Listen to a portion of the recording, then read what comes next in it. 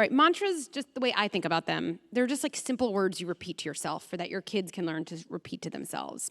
And the reason I think mantras are so powerful is if you think about any moment that's anxiety producing, right?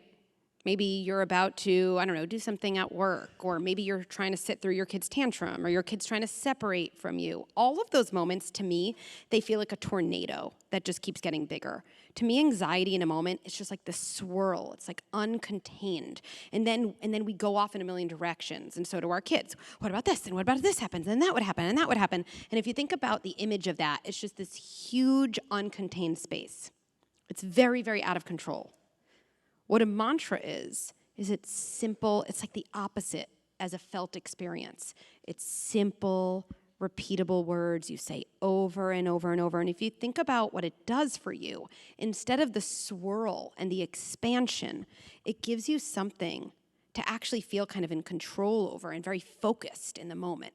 So I'll give 2 examples. My daughter, who is having a ton of issues with sleep, right?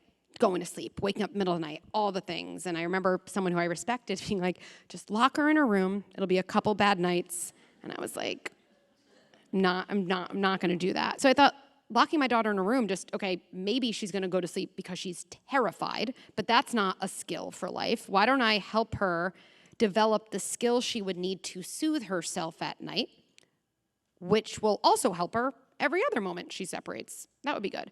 And so I ended up coming up with this mantra, I didn't realize at the time, where she ended up saying to herself as part of her routine, right? It was like, Mommy is near, Alex is safe, my bed is cozy. There was this little, sing-songiness to it. We had it as part of her routine. We'd say it together as I walked out her door.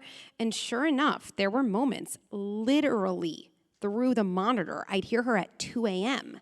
singing herself back to sleep, saying this over and over. Because if you think about, where's Mommy? And I'm going to sleep, and I'm scared, and I'm this. If you think about the expansion of this versus, Mommy is near, Alex is safe, my bed is cozy. And every time you do it, given you've done it before, it brings you a moment of familiarity and agency and empowerment instead of the opposite, overwhelm and confusion and unfamiliarity. It's really nuts. Parents will take that program and they say, as soon as I did the mantra, the sleep got 50% better. Like, I don't even know how that happened, but it makes sense. The sleep anxiety just got 50% less.